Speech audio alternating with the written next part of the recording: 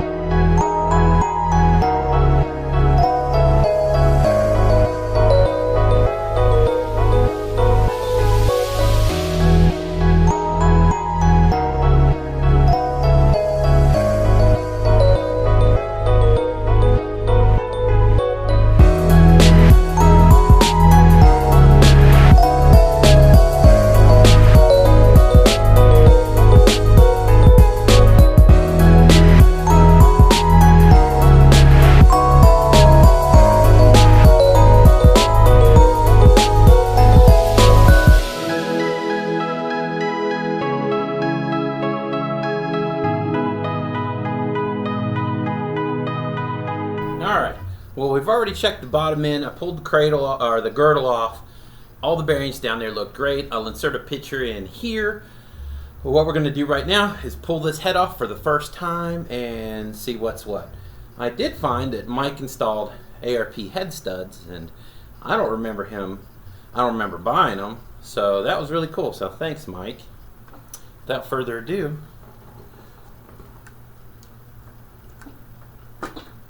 possibly, maybe.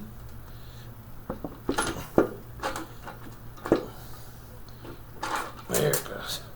Come on, girl.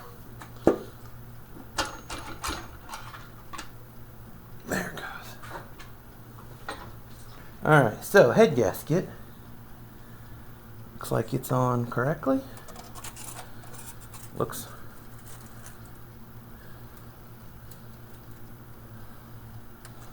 that thing looks pretty rough to be brand new. don't you think?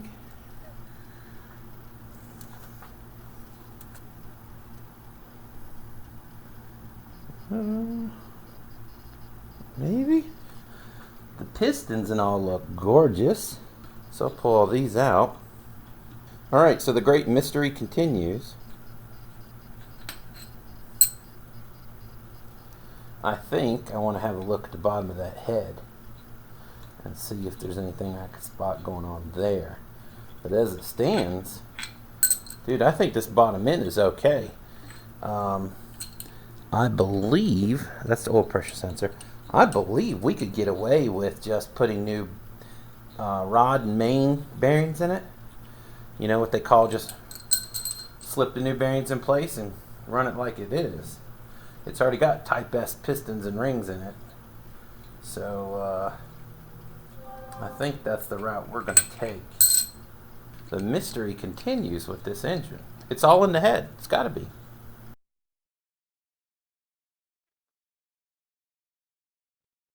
RBB-2. So that's TSX K24 head. We'll get this off, get over to the machine shop, have them check it, make sure there's no, because they already screwed me once, so it's check it. If everything's good, then and only then will they see if they can polish up those cams. And if they polish up, then if it needs like a valves, you know, seals, anything like that, because we do know we need lost motion springs. Faux show. Alright, so I'm going to get back to work, pause this video, we'll put you on a time lapse.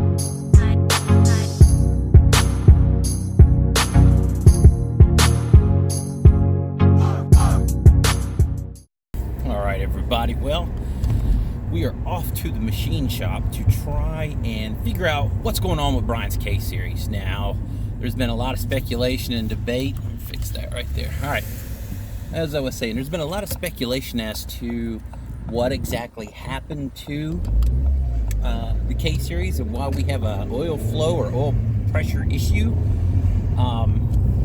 The engine was assembled by Mike of Cars Garage. He's a Honda Super Master, awesome, legendary technician. And I think that's the actual title to his job position there. But what he did is we took an engine that we didn't really know the history of. We never heard it started. So it sat for God knows how long. So what Mike did is he put in a set of Type S pistons and put on a k20 TSX head so we could get the VTEC on both the intake and the exhaust.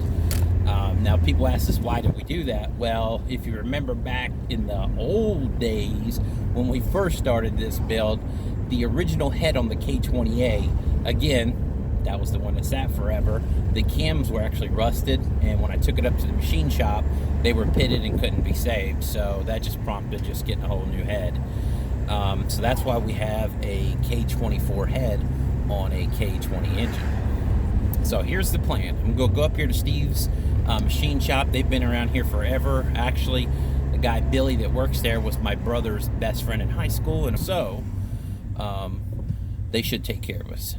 Now, what I'm hoping to do is when I go up there and drop off the head, I'm going to ask them to A, check that the cams can be saved. They're not scored per se, but they do have a little bit of bluing on them, so they did get hot from a lack of oil.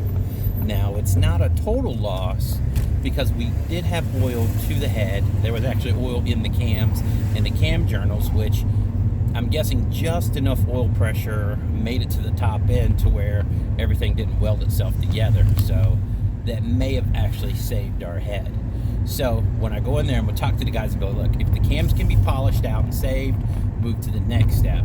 Next step is if the cam journals, all that, look like they can be saved. Like there's no like damage. Move on to the next step. Any cracks, anything. We'll do is check it before we start putting money into it. Last time they did the valve job on the old head and was like, yeah, we couldn't save the cams. Yo, it's $274. Then why did you do the head? Because it's basically useless to me. Which I ended up selling it later, so it wasn't really a big deal. But anyway, we don't want to do that again, so we want to make very clear as to what my expectations on this whole thing are. Is that everything can be saved, then move forward, and if it needs a valve job, so on and so forth. I spoke to Brian about it, and it's looking like I might pull the crank out, take it up here, and just have him polish it, make sure that it's standard, and if so, it's a new set of crank bearings, rod bearings, gaskets, and off we go. That's the plan. Now this is yet again another gamble. We might be able to spend about $300-400 and have him back up and running versus $1,000 on getting a completely different engine. So it's a gamble. I talked to him, figure out what he wants to do. If everything looks okay, this is the route we're gonna go. Now, honestly, the only thing we really need, if all this checks out, is actually like a good set of rods. That's the only thing holding back this engine right now. We're supposedly only good for about 350 at the wheels with these rods. We already have ARP head studs and all that in it, so everything else will be fresh. But again, good set of rods, about $450, and with Brian deploying, and he won't be back till summer of next year, he's like, look, just put it on hold, and then we can do everything when I get back, and all that good stuff, if this engine can't be saved on a budget. Yeah, that was kind of long-winded, wasn't it? So that's the big plan. I appreciate everybody's input. Like I said, I'm still learning about the Hondas. I've been chatting with Mike of Cars Garage. He's been very helpful as to check this, send me pictures of that. So Mike's a good guy. Please don't anybody give him a hard time. It's used parts on top of used parts on a bunch of unknowns. It just is what it is. So yeah, I'm about to pull into Steve's, so I'll let you know what they say.